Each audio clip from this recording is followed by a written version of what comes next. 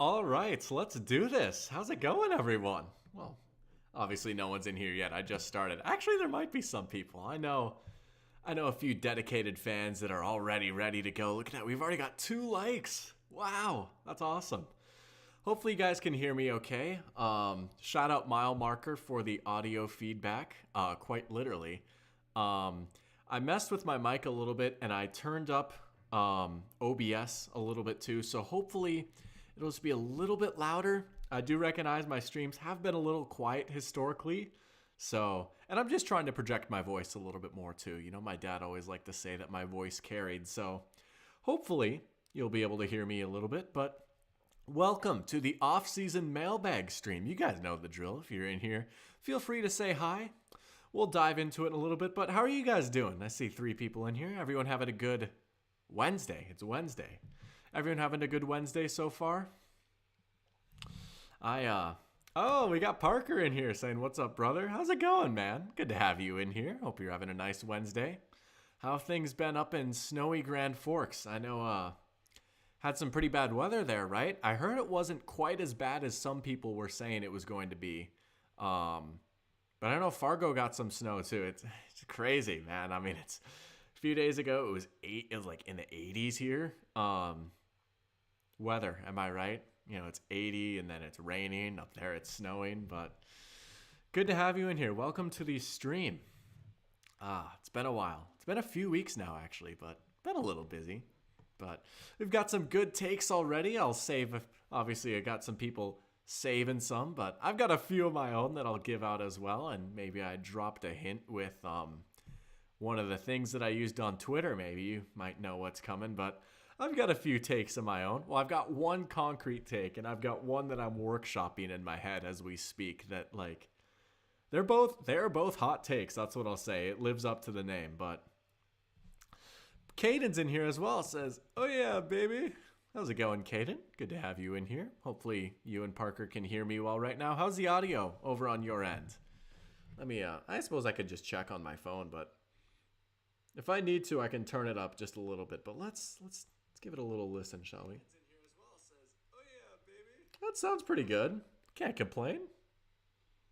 Should be pretty good. But I am curious to see what these hot takes are going to be. Parker was teasing that he had a few too, so that should be good. Parker says good. All right, perfect. Good. The audio's good.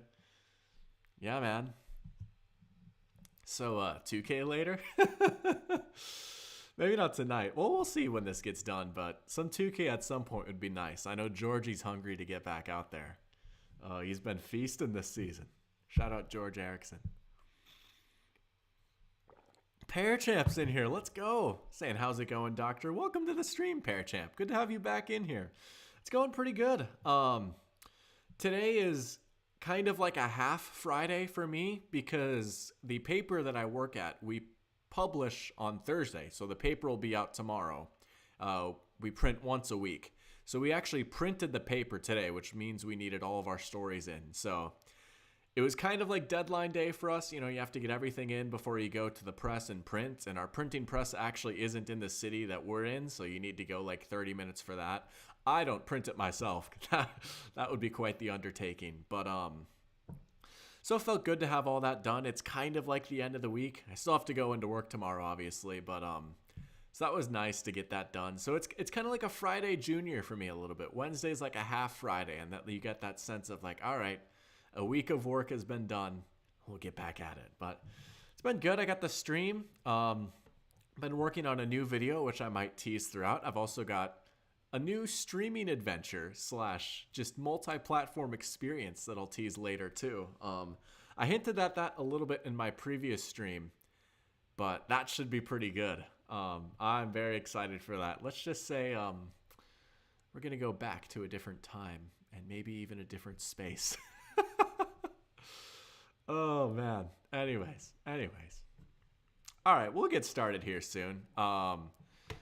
Off-season's kind of wrapping up except for the draft. I feel like free agency is kind of chilled out now. We had a flurry of signings, and then the dust is kind of settled. We did have an interesting move yesterday, which we'll talk about in a little bit, but for the most part, things have died down. It's really just draft season now. So I figured now would be the good time to do a little mailbag, right? We'll get a few hot takes, a few questions, and as always, right, it's fair game. You guys can just say whatever you want, but we'll hit some of the ones that were sent in. You guys can always drop some more in the chat, and then maybe we'll see how this goes, but maybe I'll throw a few games in there at the end, as we've got Mile Marker in here saying, "Hi guys, welcome to the stream, Mile Marker. Good to have you back in here.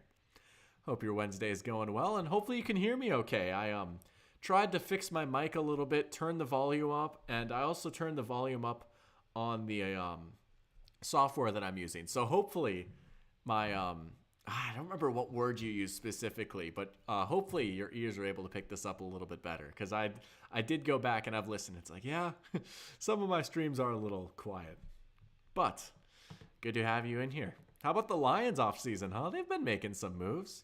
Signed DJ Reader, traded for Carlton Davis. Marcus Davenport, that's a move that I actually kind of like, and I say that as someone that had Marcus Davenport on my favorite team last year. Well, I think I talked about Marcus Davenport in my last stream, but I actually am a big fan of that move, to be honest. It's the perfect low-risk, high-reward signing. Mile Marker saying he can hear me good. Perfect. All right. We're 2 for 2 so far with audio, so that's perfect. All right, man. You know what? I think we're just going to dive in. We've got a solid group in here. 7 people in here. Let's switch the screens. Jack is in here saying, "Eric looking like a snack." Oh, you are too kind, man. Welcome to the stream. Good to have you in here. Hope you're having a good hump day. Look at that. I'm switching it up. Wednesday, hump day. Friday, junior, middle of the week. You know what? Let's have ourselves a stream, shall we? All right. Off-season mailbag. Let's get started. Again, as always, just feel free to drop anything in, but we're going to start. Let's start with a Mile Marker one. Drop this one on the community post here earlier today. I don't know why I have ESPN up right now. Let's actually switch back and then we'll dive into it. But Mile Marker's saying, as we got Henry in here first. First I got to greet Henry. I'm like, it's like I'm hosting a party right in the middle of a conversation. It's like, "Oh, hey, what's up, man? Glad you made it." But welcome to the stream, Henry. Good to have you in here. How's it going? Who invited Bugs Bunny in here? What's up, Doc? That's awesome. Hope you're having a nice, how do I say Wednesday in a different way? Hope you're having a nice 4th day of the calendar, at least the American calendar. I think in a lot of countries, their week starts on Monday, which makes more sense in my opinion, but different conversation. All right. Mile Marker says, "With the new kickoff rule plus how to tackle rule, will there come a point where it'll be worth making these penalties as a strategy, and then the game will be a string of analytics on what would be tactical penalties?" I like that question a lot, and immediately when I read it, I thought of soccer. So if you guys watch soccer, you're familiar with it, right? Tactical fouls are a thing in soccer. And if it looks like a guy's about to break away, get a good scoring opportunity, a team might try and take him out and foul him. And so in order to combat that, what they've created is a concept called playing advantage. And it's pretty much, let's say that a guy gets fouled, but the team keeps the ball. They will wait and to see how it plays out and, let them try and score if they keep the ball through the foul. And then if not, they'll go back and call the foul. You can't really do that in football, though, because especially if it's like a hip drop tackle, right? Which Mile Marker referenced, the illegal tackle. Once you tackle him, the play is over. You can't untackle the guy. What I do think we could see, though, is absolutely, right? Let's say a running back has just the safety to beat, and the safety's trying to catch him from behind, and they're 30 yards away from the end zone. I could totally see the safety pushing the limit to see, okay, what can I get away with? Because it's subjective, right? There's no machine that can tell you whether it's a hip drop tackle or not.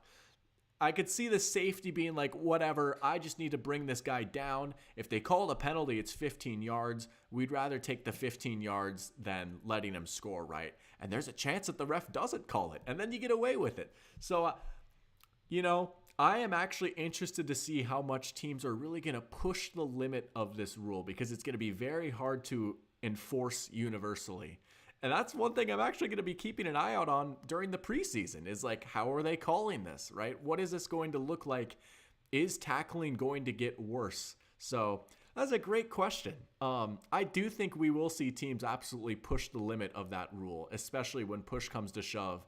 You'd rather take a 15-yard penalty than a touchdown. So I think there will be instances where they kind of do that on purpose. That's a good question, though.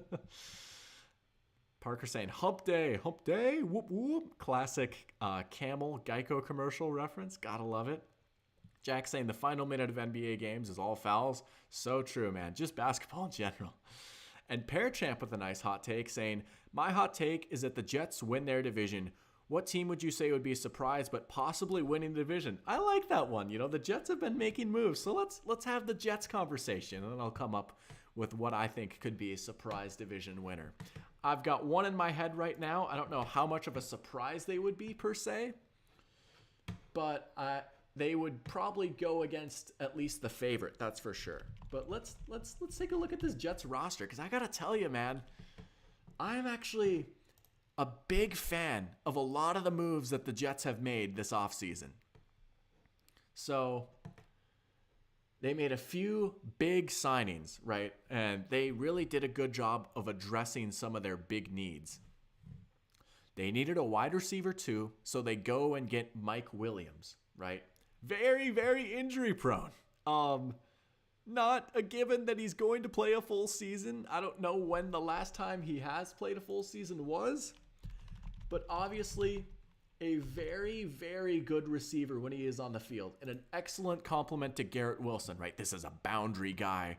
He can go deep. He can win in the red zone. He's 6'4", you know. Obviously a very productive and talented player when he's on the field. He's just never seemingly been on the field. But maybe this is the year, right? And man, you put him with Garrett Wilson, and all of a sudden that receiver room looks a lot better. They add Tyron Smith, who is still a very good tackle. Maybe not quite the player he once was, but like a Hall of Fame level left tackle. And Lord knows they needed it. And you know what? I'm proud of the Jets because they got him and not David Bakhtiari. They didn't just get Aaron Rodgers' buddy, right? And then John Simpson, underrated guard, right? They need offensive line help. And they also got Morgan Moses, which I actually didn't know. Good looking offense. Also, welcome to the stream, Gabe. We'll get to your question in a moment, but good to have you in here. How are you enjoying your only day that starts with a W? I guess I decided to challenge myself to see how many different ways I could describe a Wednesday, but hope you're having a good day, and welcome to the mailbag. That's an interesting question.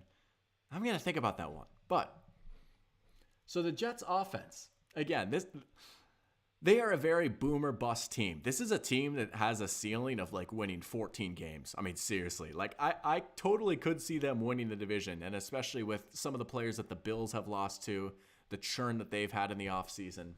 And then the defense. I mean, we all know the defense is great. They do lose Bryce Huff. Brought in Javon Kinlaw. That's an interesting signing.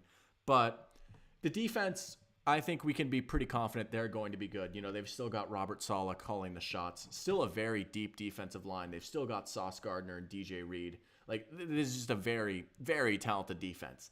The offense is a big question, though. And Henry has a great point where he says, how do you think Rodgers looks in his return? He didn't have the best season in 2022. He did not. 2022 was probably the worst season of his career. And then he tears his Achilles and he gets another year older. And there's just so much stuff going on in the universe of Aaron Rodgers right now. It's not exactly a given that he's just going to come in and be like this game-changing quarterback, right? So that is one of the big things for their ceiling. That and this. They've still got Nate Hackett as their OC, and it's for Rodgers, right? He's Rodgers' guy. They've worked well together, but it hasn't worked with anyone else. And so, really, the defense I feel good about. The defense is absolutely good enough to win the division. The offense can be good enough, but they need Aaron Rodgers to be healthy, Aaron Rodgers to be good, Tyron Smith to be healthy, Mike Williams to be healthy, and Nate Hackett to not screw everything up. That's 5 things that could all go wrong. And maybe 1 or 2 of them could go wrong and they'd still be good. I mean, you know, let's face it, the Jets were still very competitive last year. They've got Breece Hall still too, right? This is still a very good team.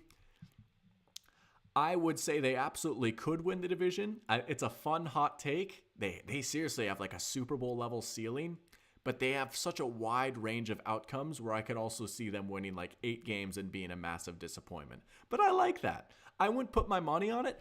I will. If I had to put my money on it, though, I do think they might finish second in the division, though. I might have them over the Dolphins, to be honest. So I like that one.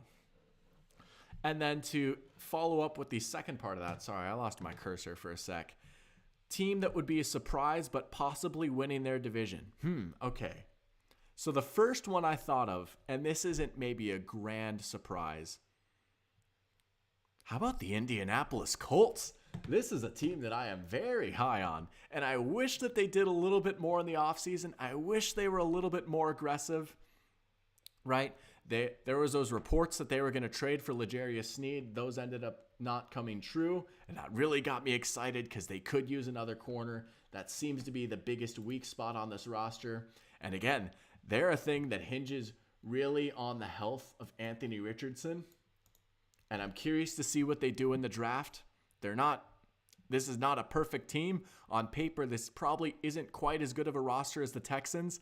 But man, oh man, I just can't help but think if Anthony Richardson is good, this team is going to be very good and a lot of fun with the coaching staff that they have, with the way that they've retooled their offensive line, right? They struggled with injuries for a little bit. The offensive line went downhill when Matt Ryan came in, but they've kind of reshuffled it a little bit. They've gotten healthier. The line played pretty well last year.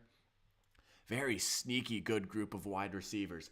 Michael Pittman, Alec Pierce, Josh Downs. I mean, that's not bad. You know, you're in a good spot in the draft at 15. Brock Bowers is a potential option for you there. Jonathan Taylor is still there, and I just trust that Shane Steichen is going to conjure a running game up out of nothing. I mean, he made Zach Moss a thing last year. And then defensively, again, I would have liked to see them be a little bit more aggressive.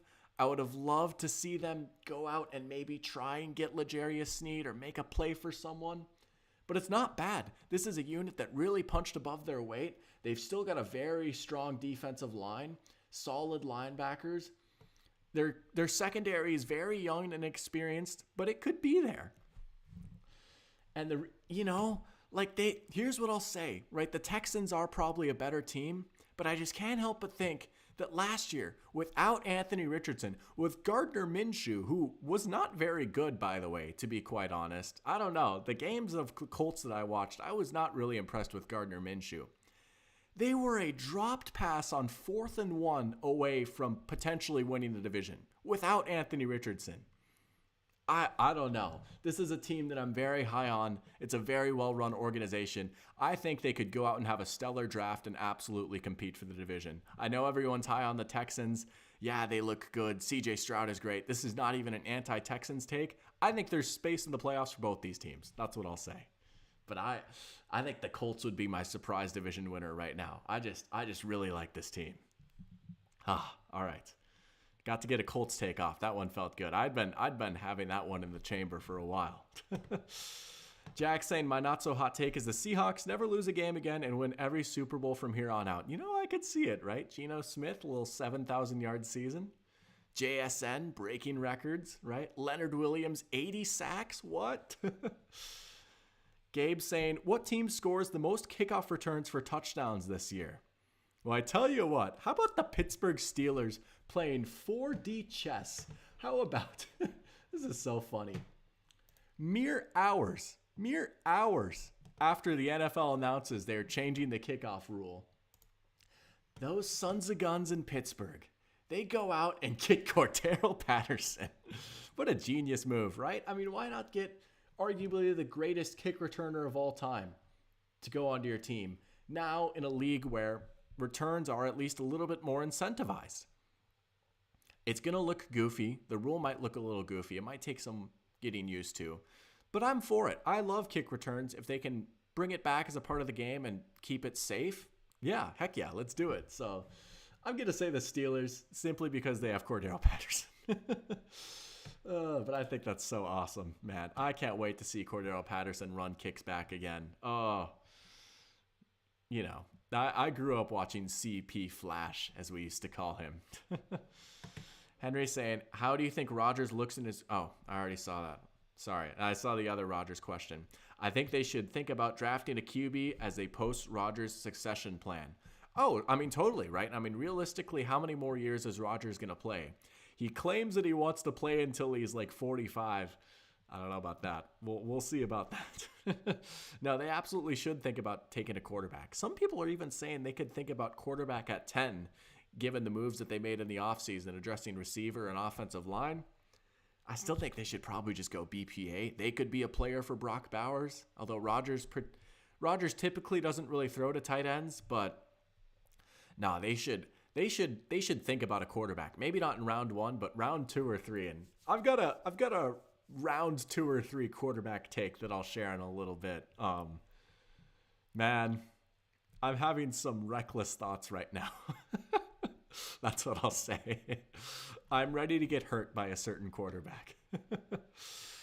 And Jack's saying that AFC South is going to be a bloodbath. That was one of the takes I was thinking about, and I didn't go through with it because I don't fully believe it.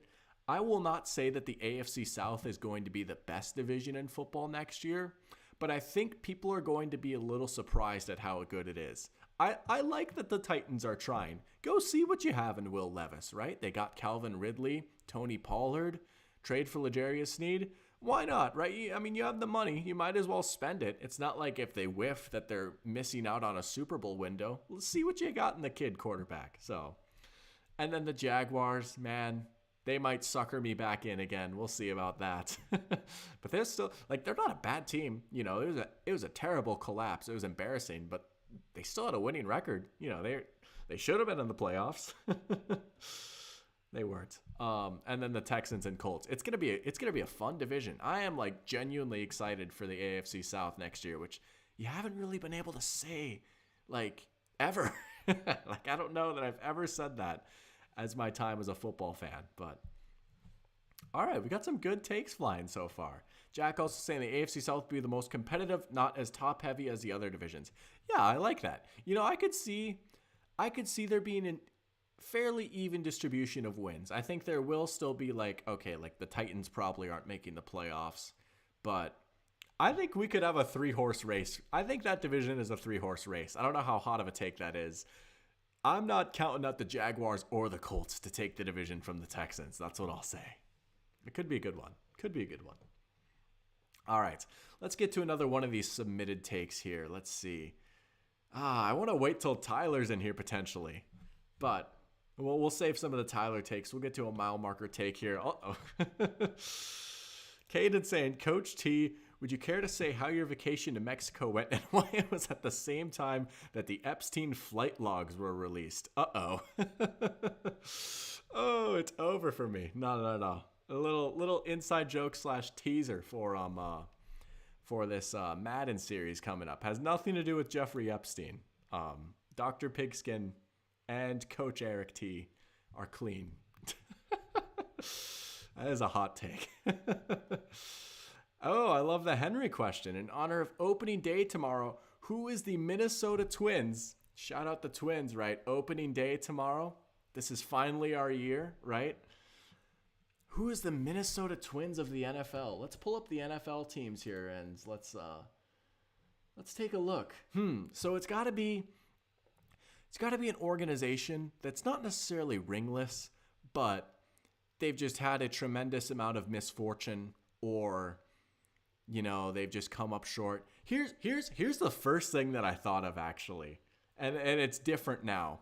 The first thing that I thought of was the pre-Patrick Mahomes Kansas City Chiefs, and that they were a very consistent, good, well-run organization that's been around for a long time. And if you look hard enough, you can see a championship there.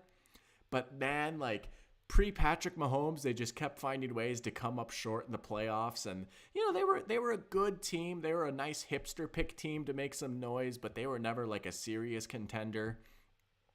You know, and then they had that epic meltdown against the Colts, and then, you know, they were getting beat by Peyton Manning's Broncos for a while. And I will give a current day example too, but I actually kind of like that. The pre-Patrick Mahomes Chiefs are kind of like the Twins of the NFL a little bit. I would say right now a good example might be, You know what? No. I like that answer. That is my final answer. That's a good question though. I like that. I love comparing like between different sports and stuff. Mile marker saying LOL. Parachamp saying realistically the Chiefs should have the best record against their division opponents with only the Raiders defense giving them trouble. Yeah, hey, that Raiders defense gave them trouble last year. Then they go out and add Christian Wilkins. The Raiders are at least trying. And again, I respect trying. I do wonder a little bit what they're doing, but I will always respect a good effort.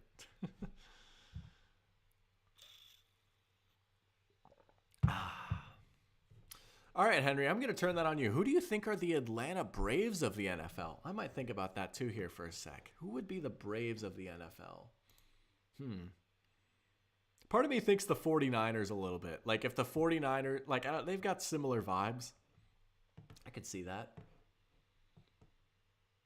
All right. Let's move on.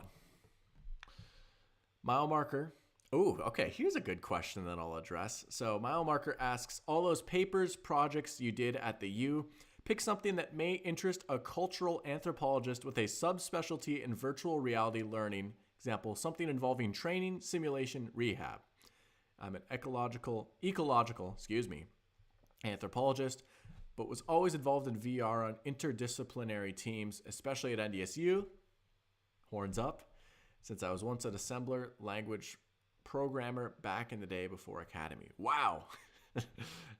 That is stuff that I don't think I could ever possibly begin to comprehend. I'm trying to think of papers or projects that I did at UGA, and I'll be honest, I'm struggling to think of like a ton of overlap with that. Like, yeah, I talked a little bit about my Green Bay Packers ownership paper, and that was a lot of fun to make. It had nothing to do with that, unfortunately, but it was cool to like dive into the business side of sports a little bit, and just, it's such a unique ownership structure. You don't see it anywhere else in North American sports, and how it's been so successful, and a big reason why the Green Bay Packers, being in Green Bay, Wisconsin, by far the smallest market in North American sports, be one of the most successful organizations in all of sports.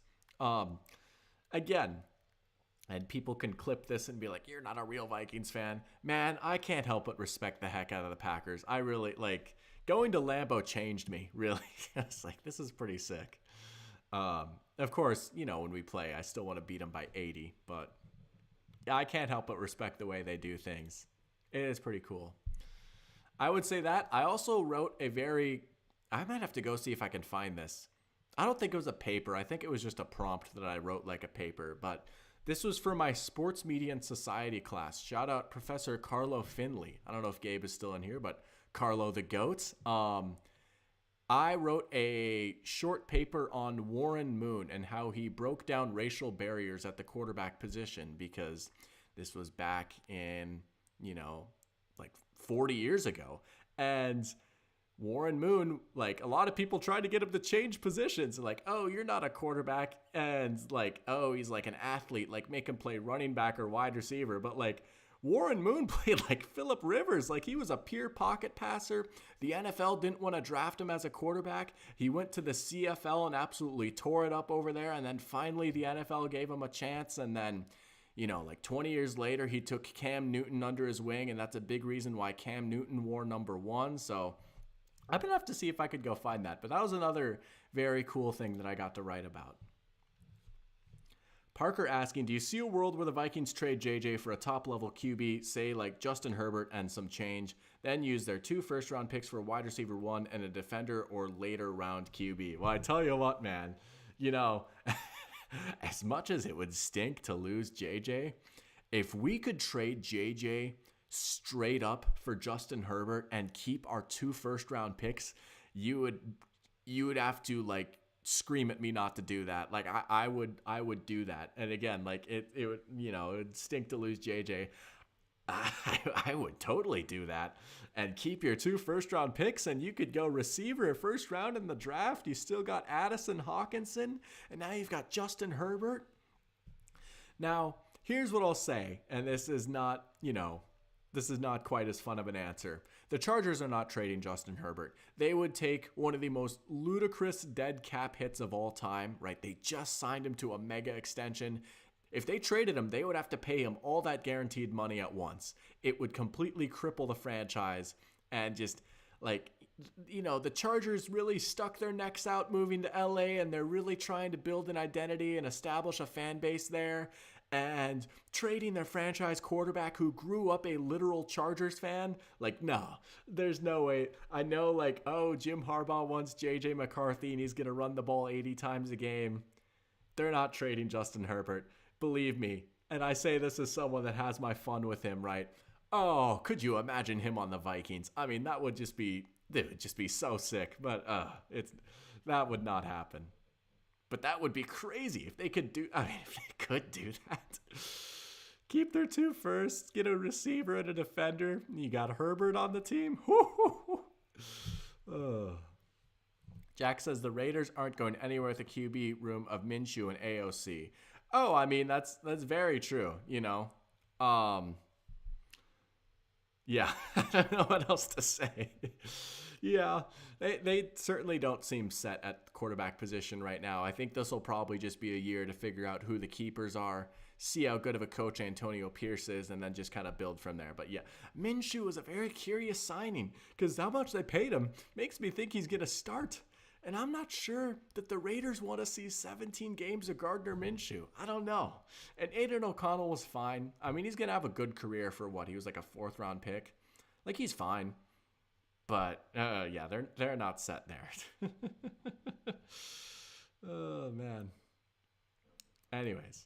And then Henry saying, I would say the Baltimore Ravens, they're a well-run organization that has won rings, dominant in the early 2000s, and is a consistent contender, but also known to come up short in the playoffs. I kind of like that, And hey, reigning MVPs, you can draw the parallels, right? Lamar and Acuna. I kind of like that a little bit. Okay, yeah. Oh, could you imagine? A completely different sport, right? Football is completely different from baseball. But could you imagine, like, if like Lamar got hurt for the season and then the Ravens won a Super Bowl without him? Like, that's at least kind of, but not really what happened with the Braves. Oh, man. Mile Marker saying Warren Moon is related to my last question in a way. Cough, cough. Interesting. Violent offenders. All right, well, we'll get to that one in a second. That was one that I was thinking about a lot, too. That one is interesting. So we've got Oscar in here. Let's go. Saying, surprised they didn't get at Fields, the Raiders. Yeah, I was kind of thinking about that, too, and they had the Bears' old offensive coordinator.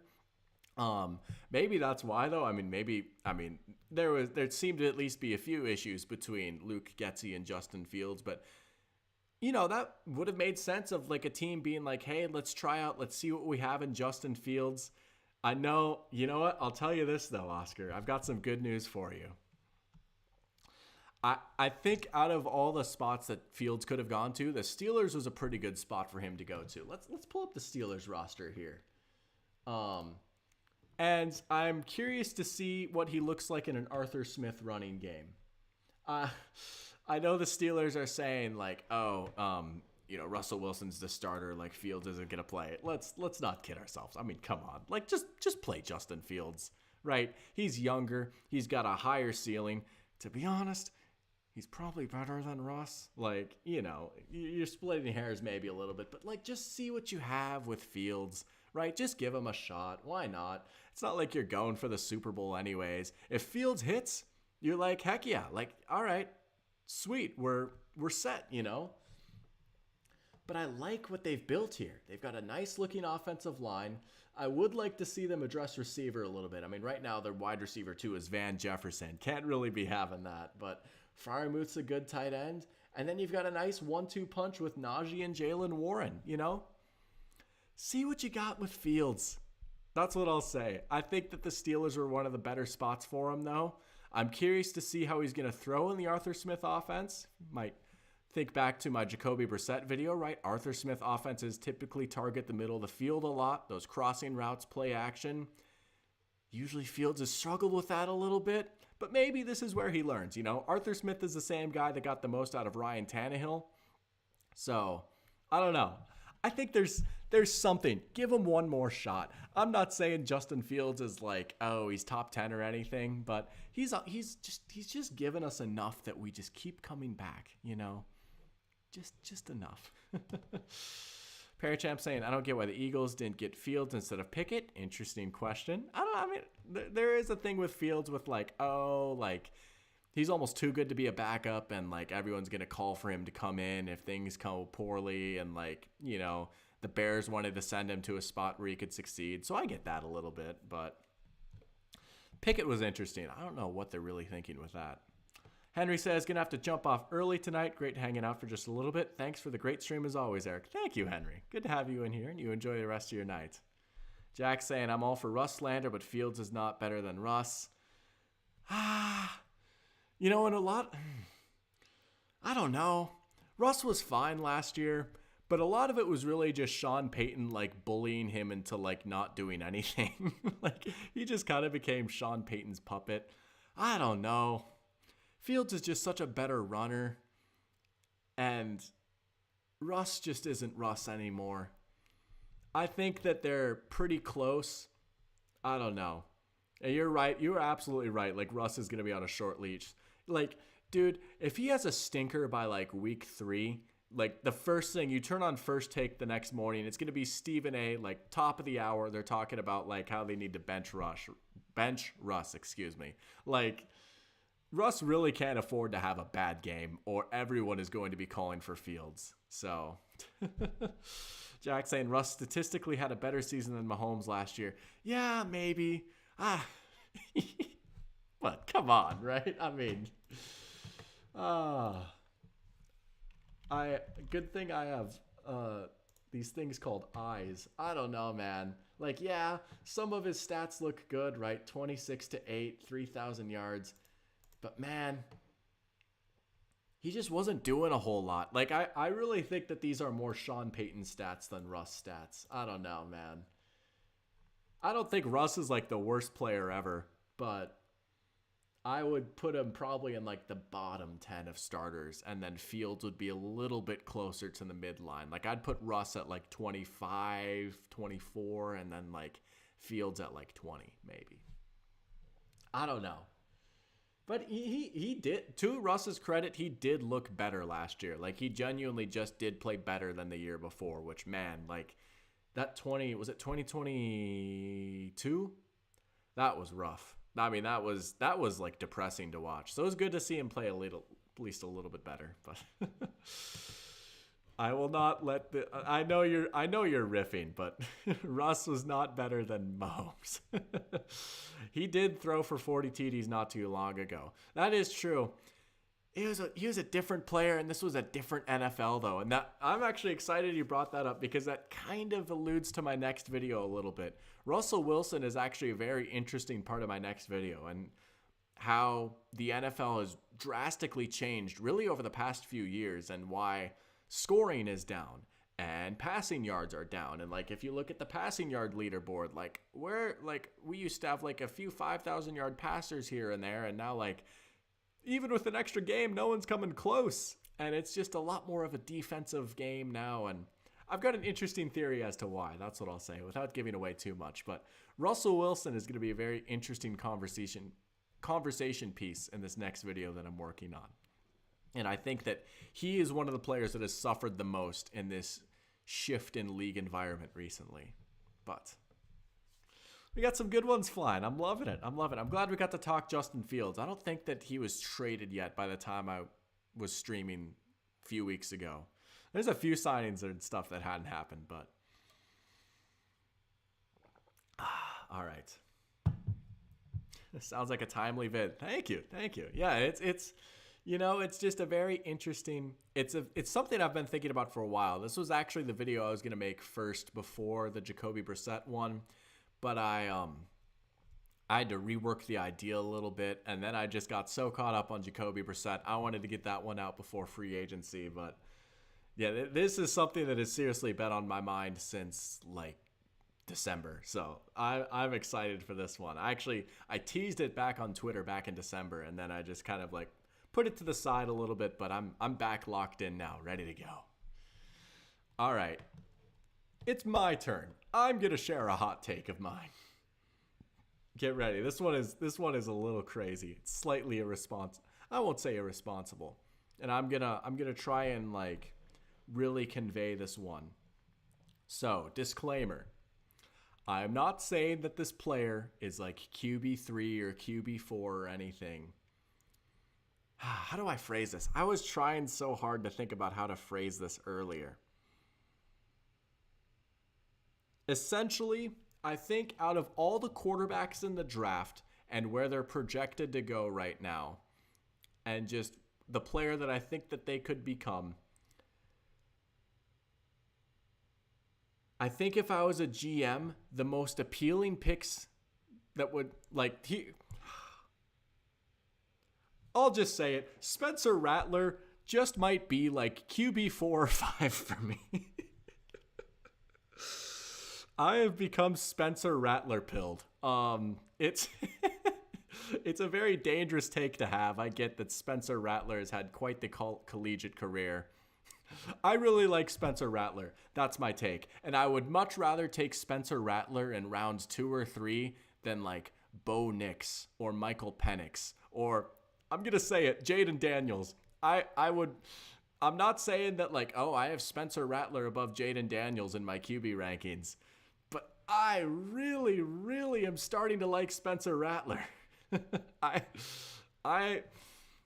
So here's what I'll say, and mile marker is asking who. So Spencer Rattler a few years ago, it was actually not that long ago, that he was seen as like he was going to be a future first round pick.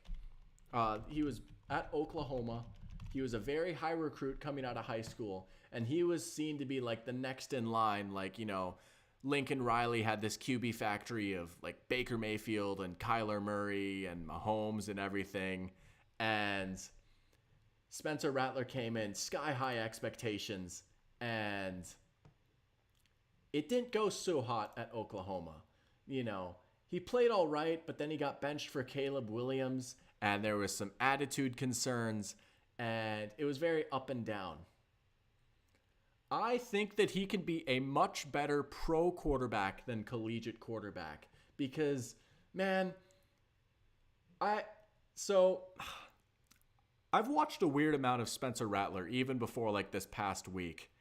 And I remember watching him against UGA in person in 2022. I went out to that game in South Carolina. And then, you know, UGA played him again in 2023. And I remember watching those games and be like, you know, Spencer Rattler kind of looks good out there. And I just remember thinking that like, like, all right, Spencer Rattler actually played pretty well. And I'm not like a huge college football fan. Like, I'm not watching South Carolina every week. So that was kind of my impression on him.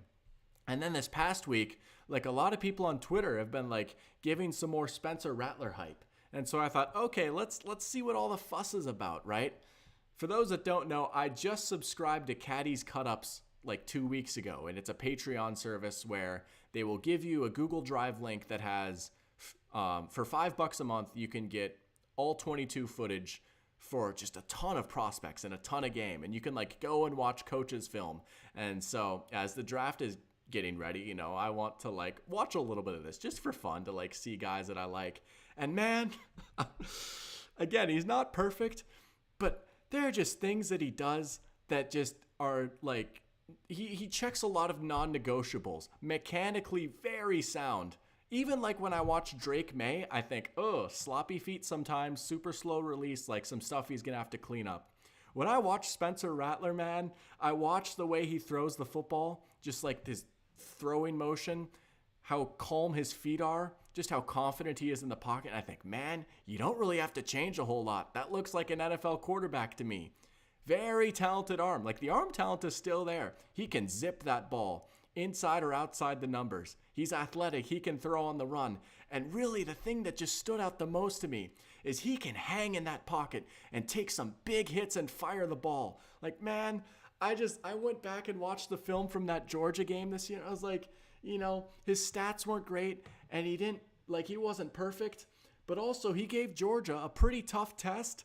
And I just think, man, like there's a talented quarterback in there.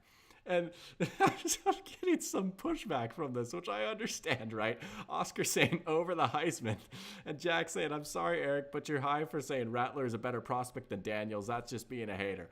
I'm not saying that like Spencer Rattler would be over Daniels on my big board. I don't know, though. Like, there's just...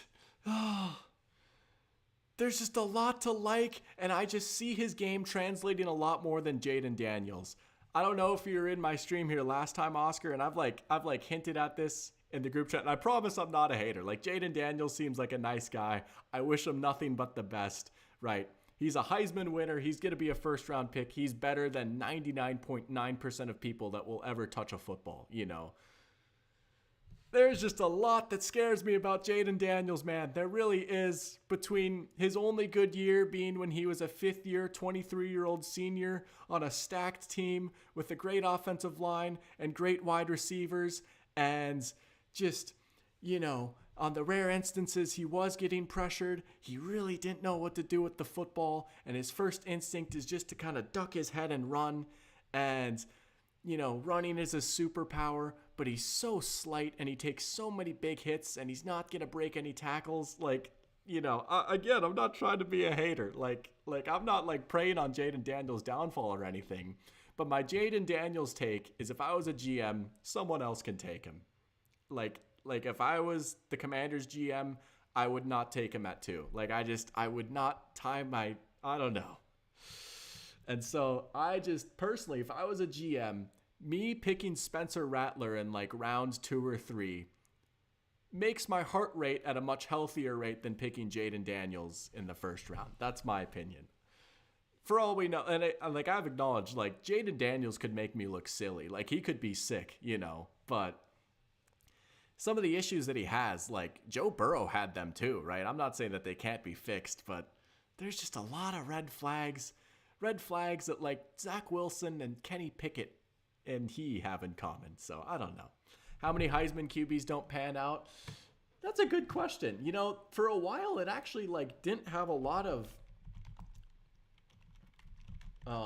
correlation. Like Pat White won a Heisman, you know, and then, like, I don't even think he got drafted in the NFL. More recently, we've seen Heisman winners do better, right? Oh, we're way back in the day. I mean, recently there's been an interesting trend, right? Where, like, you know, Caleb, I think he's going to be pretty good.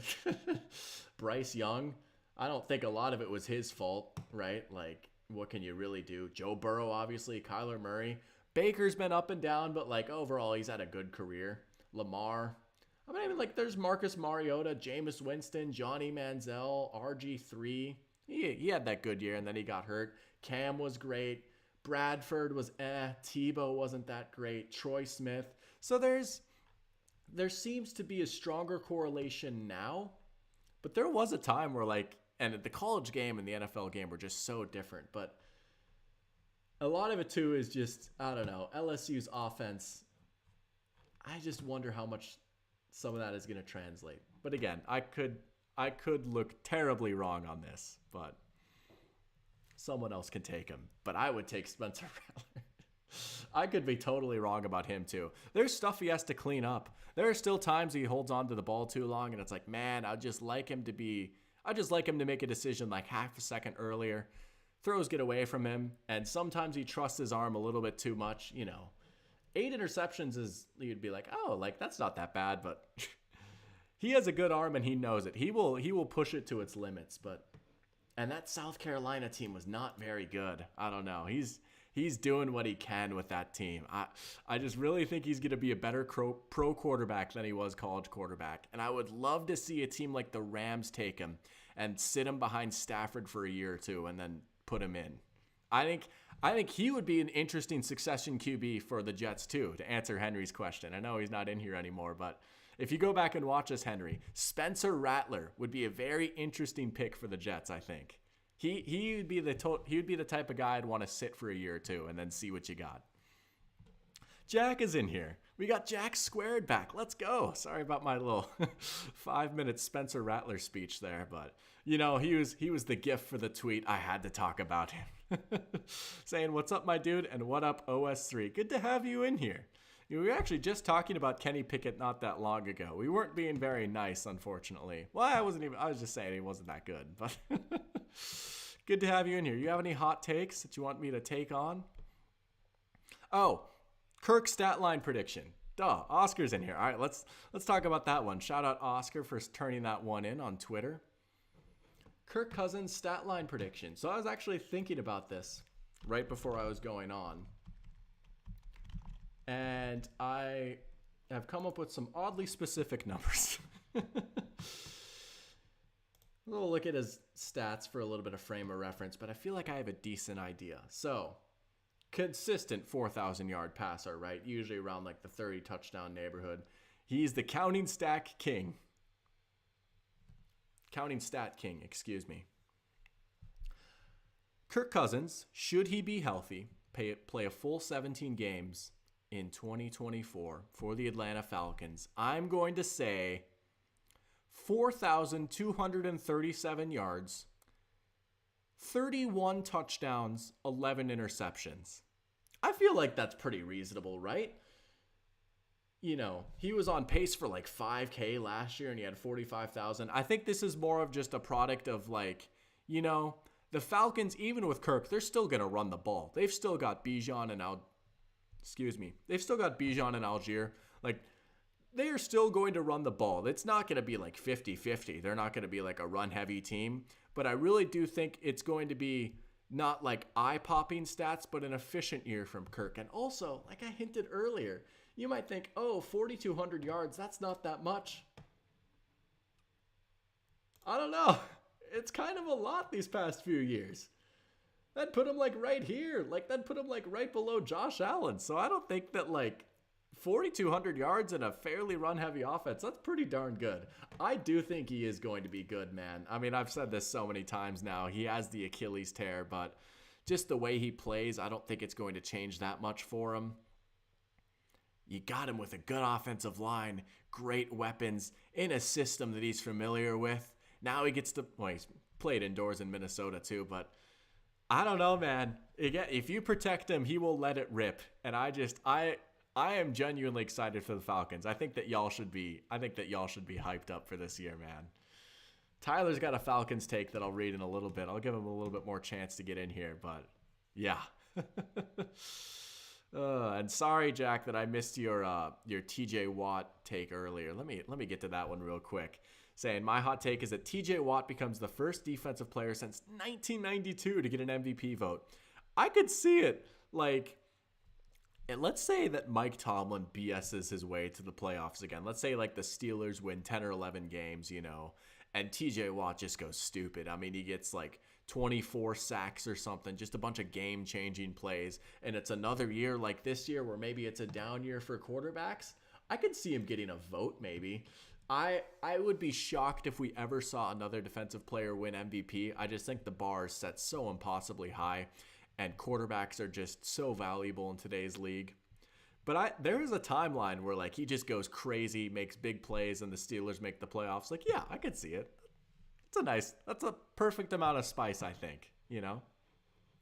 Steeler Chick 46, welcome to the stream. Don't know if I've had you in here before, so welcome to the newcomer. Saying, glad Kenny is gone. My hot take is Aaron Rodgers will be bad this year. Yeah, we talked about that a little bit earlier. You know, it's not a given that Rodgers is going to be good. He's coming off the worst season of his career the last time he was healthy. Then he tears his Achilles, and he's another year older, and there's just all the madness going on in his universe right now. So, for all we know, man, he could go out there and just, like, have a down year and just, like, oh, that's it, he's washed, you know. We'll see. It's very possible. Oscar's getting hyped for Kirk, saying, let's go, Kirko. Jack saying, Vikes trade up to get May. Oh, I hope so. I really hope so, man. Like I said last time, I think I would cry on stream if that happened. It's going to be tough, right? What it's going to come down to, I really think, this is the toughest part, is there are 3 teams that could feasibly draft a quarterback at 1, 2, and 3. All 3 of them would have to pass on him. Not even necessarily like, oh, we're not going to pick him, but they would be passing on him by trading their pick, essentially. So I think the odds are long. And with all the smoke and all the talk, like I could still just easily see Washington taking him at 2. I could easily see the Patriots taking him at 3. But if he gets past 3, or if the Patriots are at 3 and they don't want him, and if he makes it to 3 and the Patriots don't want him, we have the inside track. That is the big thing, though. That extra first-round pick, that's what would need to happen. I would say it's like maybe a 20% chance that happens, but we're giving ourselves a chance. And oh man, that could be a franchise-altering move if we pull that off, man. It really could. I would actually be happy if we got J.J. McCarthy. I know it'd be a very big investment for him, and he's not quite as high of a prospect. I totally get that. If J.J. McCarthy was going to work, it would be on the Vikings, though, with our weapons and our scheme and our coaching and the fact that he could sit behind Darnold. You know, J.J. McCarthy would be a lot easier to stomach on the Vikings than, like, the Giants, for example. Like, the Giants taking J.J. McCarthy at 6, like, oh, I don't know about that. But oddly enough, my favorite team taking him would be better, you know. Oh, man. Parachamp saying, my hot take on the Jags still stands in that Lawrence doesn't win another playoff game. Ooh, talking Trevor Lawrence to the king of Trevor Lawrence. My hot take is that Trevor Lawrence is like the 9th best quarterback, and he could still. Trevor Lawrence is my Justin Herbert. That's really what it is. Like, I'm pounding the table like, no, he's so good. And it hasn't always consistently been there. I don't know. Let's see how he plays this year. That is a spicy take, though. I like it. I don't know. I think he's got a lot of very good football left in him. Whew. The Jags might need to figure some things out, though, if they want to get back to the playoffs. They're in an interesting direction. Parker asks, do you think Kirk is better on the Falcons or Vikings? Well, I think physically he was better on the Vikings, right? I mean, he's older. Again, he's another guy coming off an Achilles tear, and it's not a given that he'll be good either. I have a little bit more faith in Kirk being good than Rodgers being good, which sounds a little weird, but probably just because he's younger. I do wonder, though, if he's going to be more successful on the Falcons. I don't know. And the big thing with the Falcons, too, is they're just set up so nicely to win that division with how weak the rest of the teams look. I mean, man, they really haven't made in the shade right now. Like, they could get to, like, 12 wins. And if they win 12 games in, like, a playoff game, you could argue that's more successful. You want a playoff game with the Vikings, but I think overall we will probably, I don't know. Here's an interesting question. What would need to happen for when Kirk retires like he's considered a Falcon? I would say like a couple of playoff runs, right? I would say if Kirk goes out there, he plays well for a few years, and then he retires, but like they don't have any substantial playoff success, he'll be remembered as a Viking. But I could see a world where like Kirk is like good for a few years and he's remembered as a Falcon.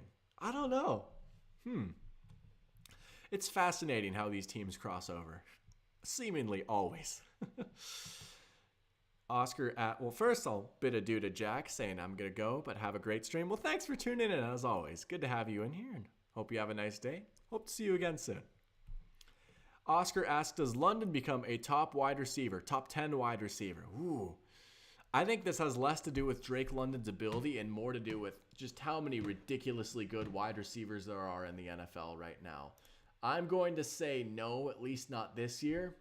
But that is not an indictment on Drake London. That is more of me saying Drake London would have to be better than what? Jefferson, Tyreek Hill, CeeDee Lamb, AJ Brown, Amon-Ra. I mean, Puka. I'm blanking on some guys right now. Jamar Chase. I mean, crazy how you could just like forget about Jamar Chase or like Mike Evans, Amari Cooper, right? Devontae Adams, there's a lot of good players out there that he'd have to pass. Garrett Wilson, who, if Rodgers is good, could totally just take off to the moon this year. The bar is high, but I like Drake London. I think he can be a good, I don't want to say true alpha wide receiver one. Like, I don't think he's going to be like Calvin Johnson or anything, but you have him with Pitts and Bijan. And now Darnell Mooney, kind of an under-the-radar move. Like, he's a very good component to have. He's a good young player. I will say that he sets career highs, though. He could go for like 1,100 yards this year. I think he'll have a good year. But top 10 is a high bar. That's a good question, though. I like that. Jack saying Chargers possibly the worst team in the AFC. It's not impossible, man. They are rebuilding. And they're doing it while paying their quarterback a lot of money. They have a ways to go. Ugh.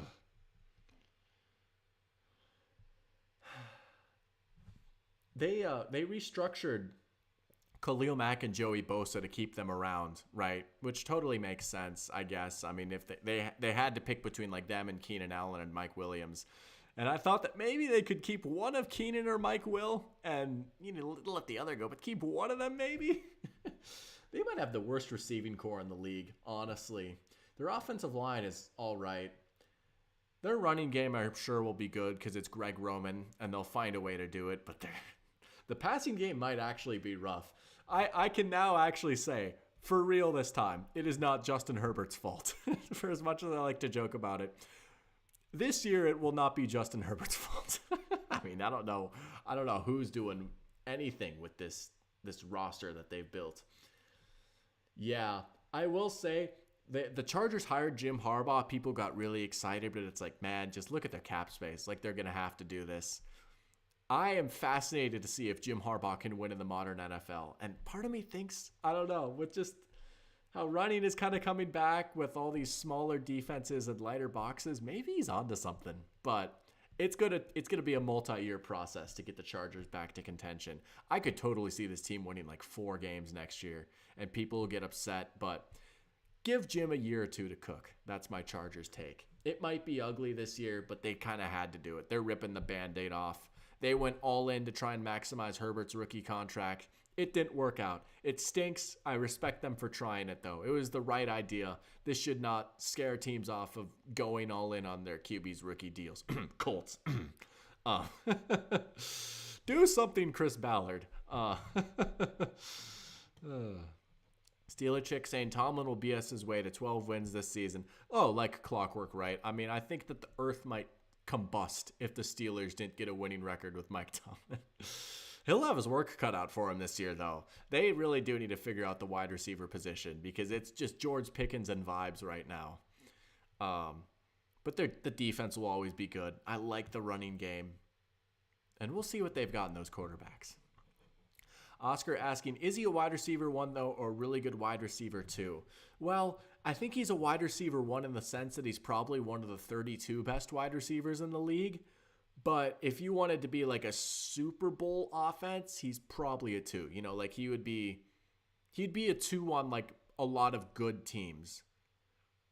But also he could be a 1 on a good team if they have weapons elsewhere. Like you could consider him like 1A and Pitts 1B, and then you've got the running game. But I wouldn't consider him like a true like, oh, this is like if there was like an NFL redraft, like he would not be one of the first wide receivers off the board. That's what I'll say. Parachamp asking, which coach could you see being fired during the season? And Steeler Chick saying Jets coach. Oh, absolutely, right? If things don't go well with the Jets, like if they get off to a bad start and just with the New York media and everything, Saleh could absolutely be gone. He's on a very hot seat right now. Oh, and saying, could you see the Jets firing Saleh and getting Belichick next season? That would be nothing short of hilarious. Because if you know the Bill Belichick Jets lore, he famously was the Jets coach for a day. He agreed to terms to be the Jets coach, and then the very next day at his introductory press conference, he resigned. This is a guy that hates the Jets so much. He like famously hates them. He was always like dunking on them in his press conferences and stuff. That would be nothing short of hilarious. I would actually love to see that happen. I would put it at a very small chance, but that would be entertaining. Now I think the Jets would probably be the prime team, right? Speaking of the Jaguars, Doug Peterson should be on a pretty hot seat after what happened this past year, and with how the offense didn't really push forward and how he just continues to insist upon employing Press Taylor and giving him play calling duties. Doug Peterson must answer for the Jaguars if they are bad again. I mean, who else is on a hot seat, right? I mean, Mike McCarthy. If the Cowboys start out poorly, like let's say the Cowboys start at like 2-4, Mike McCarthy's probably gone. He's on a very short leash, I would say, after everything that's happened. Those are some good candidates. Sean McDermott, maybe. I feel like he kind of saved his job this year, and at this point, the Bills are just, as an organization, they're trusting him and being like, you know what? Like, you're going to stick with us through this retooling period. I feel like even if the Bills go like 9-8 this year, he'll stick around. Which I feel like with Josh Allen, like your floor is like probably 9-8. So, or Nick Sirianni. Nick Sirianni is a coach that I'm very surprised he survived this offseason. But they're giving him another shot. They gave him some new coordinators. I do think the Eagles will be pretty good. I liked most of the moves that they made. Some of the stuff that happened they couldn't control, like Jason Kelce and Fletcher Cox retiring. But that is another one to watch out for. And Steeler Chick asking, what about Sean Payton? Not a fan of Payton? I mean, I'm a Vikings fan. I'm not particularly a fan of Sean Payton either. And yet, there is a part of me that respects him because I think that he is a phenomenal coach and a great offensive mind. And I honestly think that he gets, like the Broncos went 8-9 last year. Like, they were, like, kind of hanging out in, like, the playoff race for a while, right? They had that little winning streak, and he was really doing as much as he could with the Broncos team that was just an absolute dumpster fire the year before.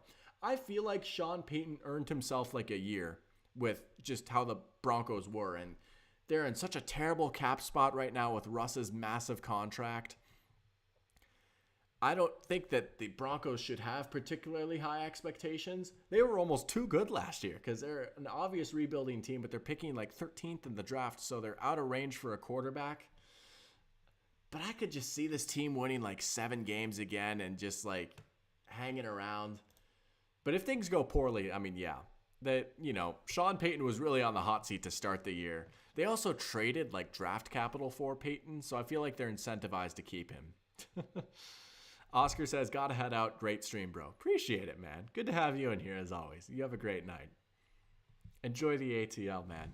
I'll join you there one day. I promise. Parachamp saying Doug Peterson dragged the team to the playoffs where they pulled a comeback in the playoffs. I would say Doug got 2 years at least.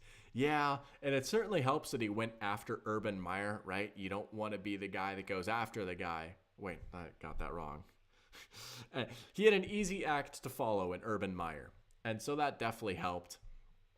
I don't know. I just don't like the way the Jaguars ran their offense last year, and I think that Doug Peterson is at fault for at least some of that, and just to start out 8-3 and miss the playoffs. I mean, I don't know. They're in a very interesting spot, but I could totally see him being like, you know what? He's been a great coach for us. He's brought stability to the organization. He saved us from Urban Meyer, and we got a playoff win. Like, we'll give him a longer leash. I get that. I totally get that.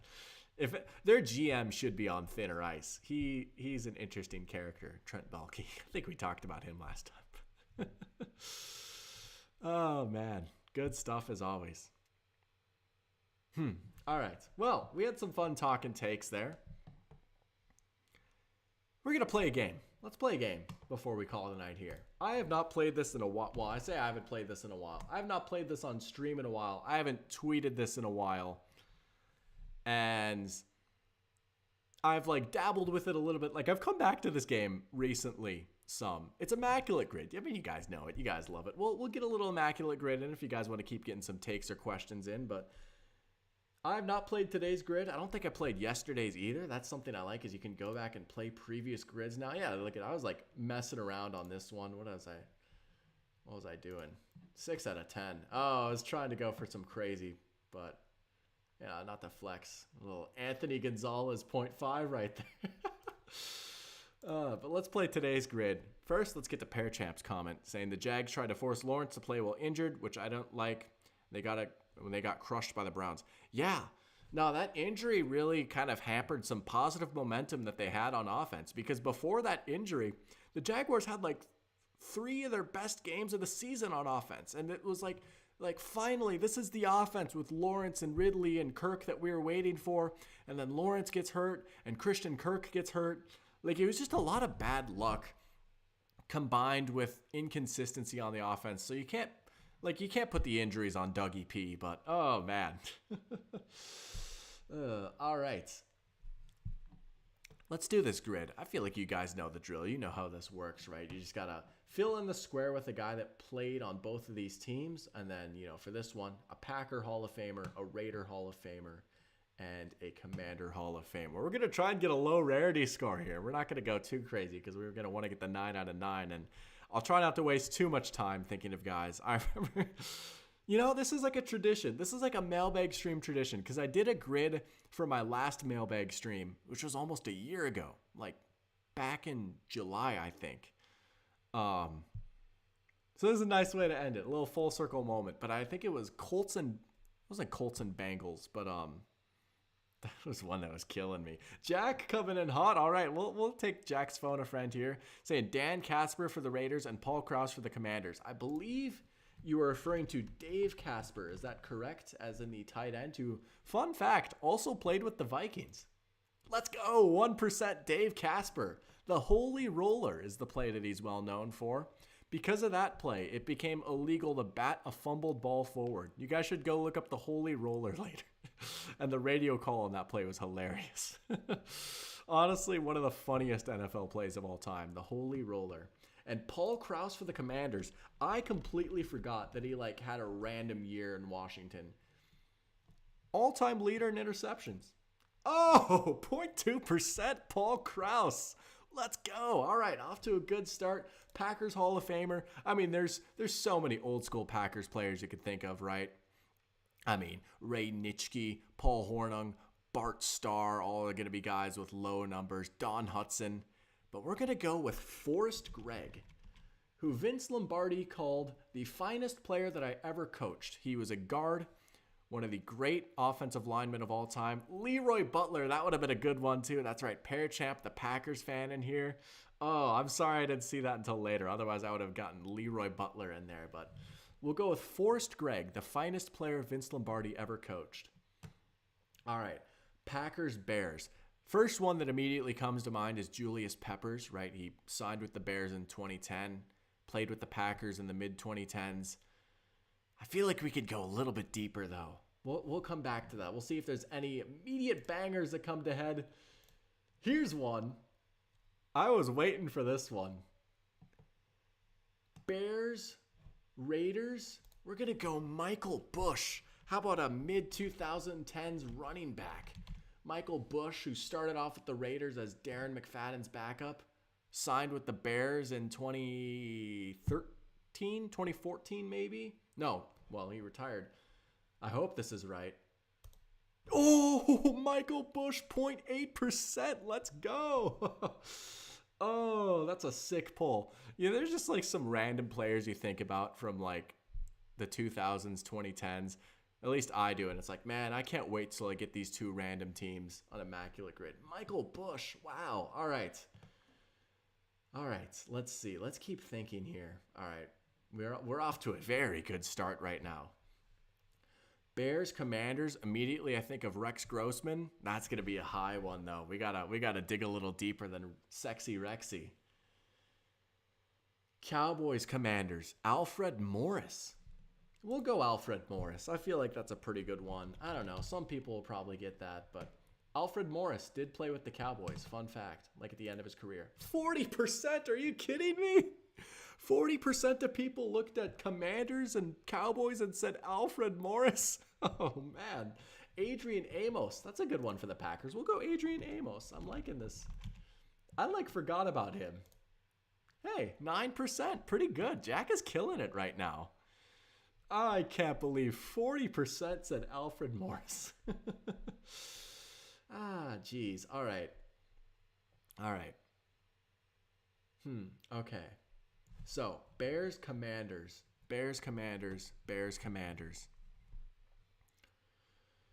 Not Rex Grossman.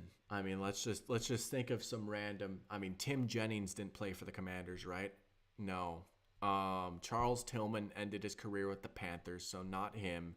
I think Lance Briggs was only with the Bears. Brian Urlacher was only with the Bears. Johnny Knox got his back folded in half, so not him. Jay Cutler didn't play with the Commanders. No Trubisky. No Matt Forte. That was the Jets.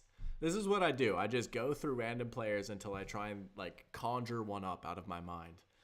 Mike Ditka didn't. I think he was only with the Bears. Okay. This one's a little trickier. I mean, I have one in my pocket, but I want to try and come up with another one. I don't know. You guys have any inklings here? Bears Commanders. Not Tariq Cohen, I don't think, right? Maybe?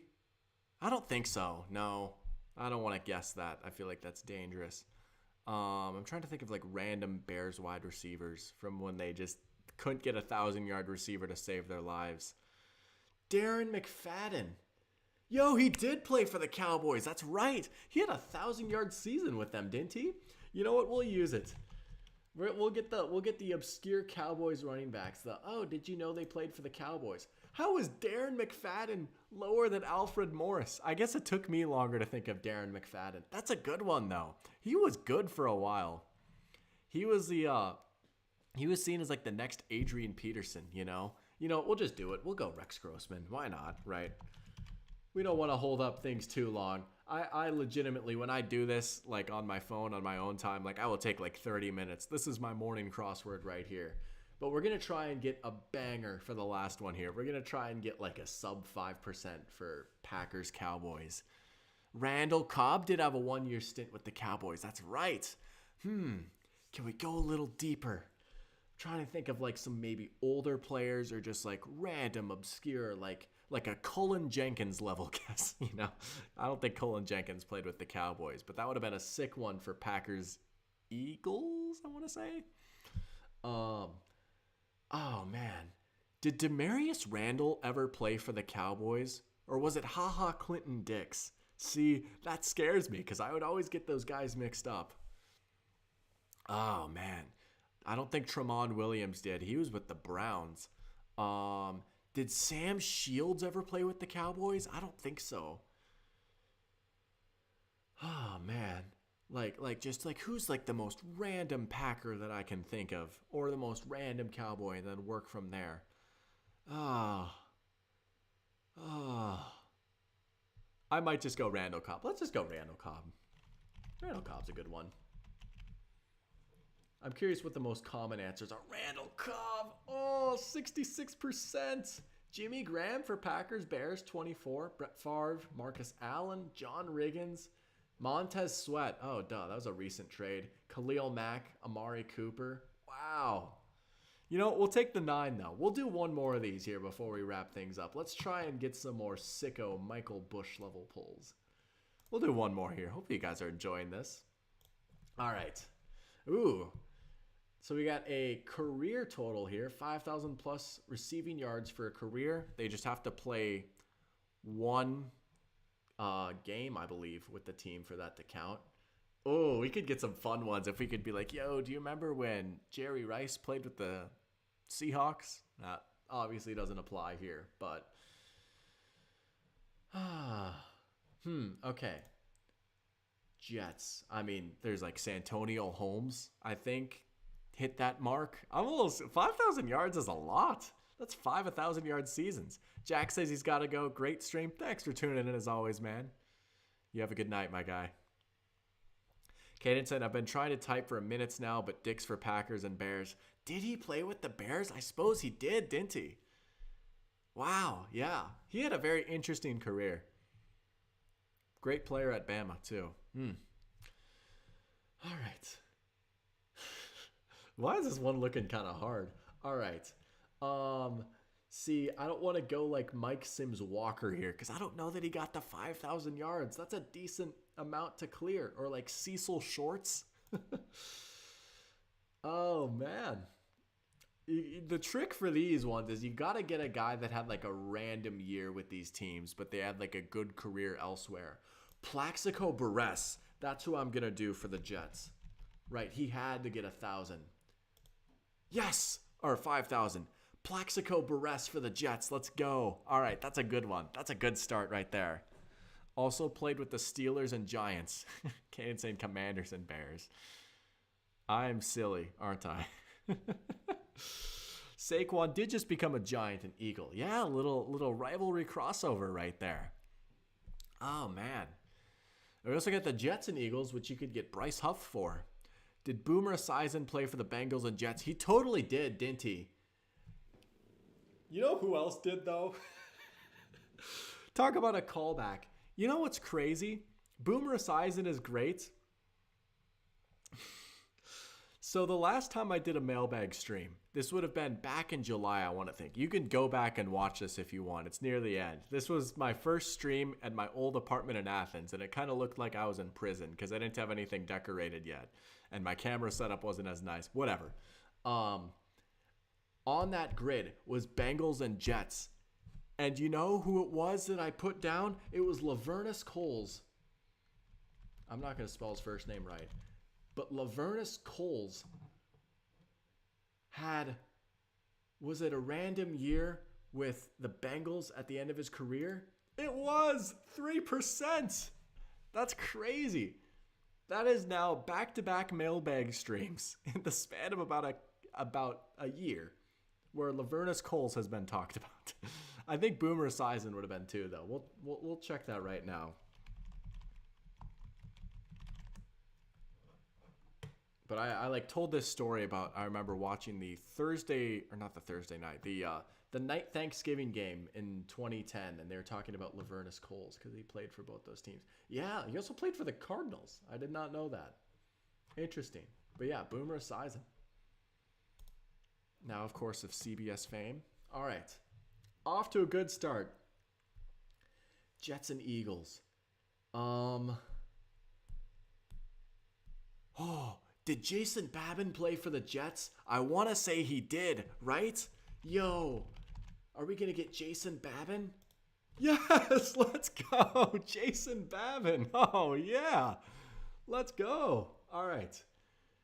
He was the only part of the dream team that actually lived up to the hype. If you remember the Vince Young dream team comment where the Eagles signed Nnamdi Asomugha and Jason Babin and someone else, but they're coming off a playoff run, and this was back when Nnamdi Asomugha was the second best corner in the league, and Vince Young was like, we got a dream team, and then they were terrible. They won 6 games.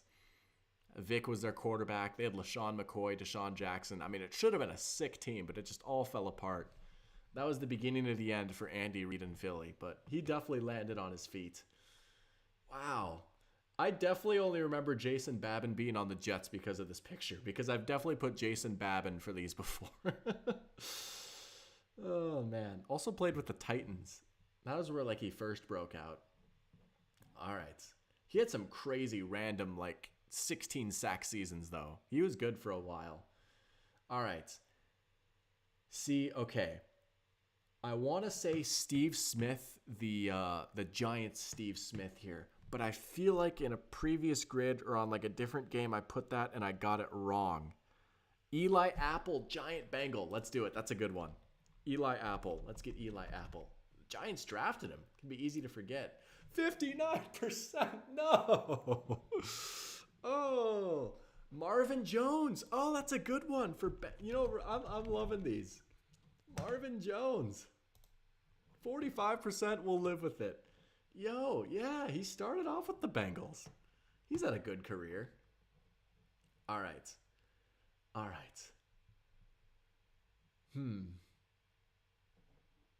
Did Martellus Bennett get to 5,000 career receiving yards? That one's a little risky. I feel like he did. He played for so long, right? He started with the Giants. I'm going to send it. No! Oh, come on. Oh, you got to be kidding me. How many career receiving yards did this man have? He was on so many good teams. I feel like he just had to have stat padded enough. Oh, he was less than 500 off. He was so close. No.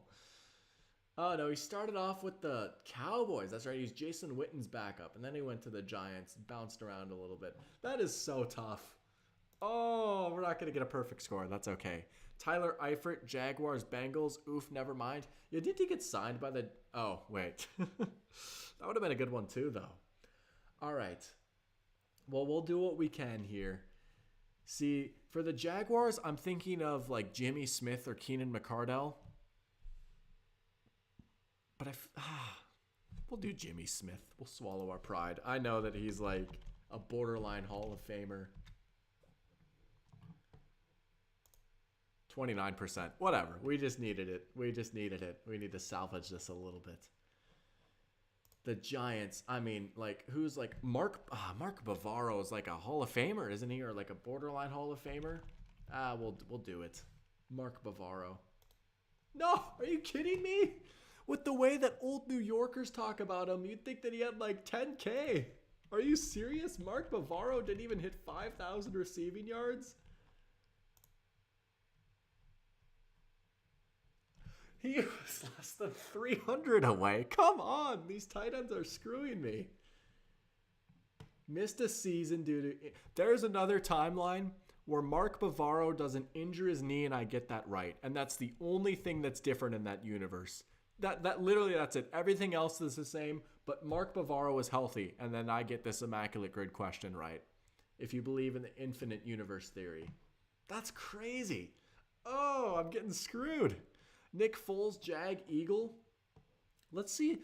He was, though. I completely forgot about his time on the Jaguars. Probably because, you know, he got injured right away and then never really played. I'm going to try and get one more sicko answer for the road here, if I can think of one. I don't want to go Steve Smith because I'm scared, right? And I'm scared I'm going to click the wrong Steve Smith. Did he? I want to say he was on the Eagles. Oh, he was. Okay. All right. We'll end with Giants Steve Smith, who had a random like 100 catch season or 90 catch season back in 2009, I believe, right? He was also with the Rams. Okay. Yeah, 107 catches and 1,200 yards in 2009. Fun fact. He was the best Steve Smith in the league that year, which is crazy. See how good the other Steve Smith is. All right, we'll end it on a little Steve Smith action right there. That was fun. That was a fun little stream. We got the mailbag in. We got Lavernus Coles back-to-back. Yeah, you know, off-season is in full string. Keep your eyes peeled. I'll have my my long-anticipated Madden stream coming soon. I'm deeply excited for that. Going to be doing a franchise fantasy draft on Madden 12 and try and win the Super Bowl with the Vikings, and there's going to be a little bit more to it that I'll keep teasing and dangling for the viewers. And we'll also be having some draft content coming soon, so keep your eyes peeled for that. I'm working on my new video. Hopefully that should be out within the next few weeks. We're writing it right now. Most of my research and learning, like the learning process or whatever, is already done for that, and I don't know. I think it's gonna be a fun video. So keep your eyes peeled for that. This is a fun, just a little hangout stream, talking ball, playing some games. Maybe we'll get some more of those incorporated too, but it was a good one. You guys all have a good night. Parachamp saying, take care, doctor. I appreciate it, man. I appreciate it. You too. Thank you for tuning in. Caden saying 2K. I could get talked into some 2K, I think. I think I could get talked into some 2K. You are a social butterfly. I'm getting on Xbox. All right. I hope to see you guys there. And you know what? It's broadcasted in front of 7 people. You're going to let 7 people down if you don't get on Xbox. All right. Caden and Parker, I better see you guys on 2K. Mile Marker saying enjoy the spring. It's been a beautiful spring so far here in Georgia. I'm enjoying the weather. You too. All right. But until next time, I love you guys all. Thank you for everything. Seriously. Thank you guys for tuning in. See you again soon.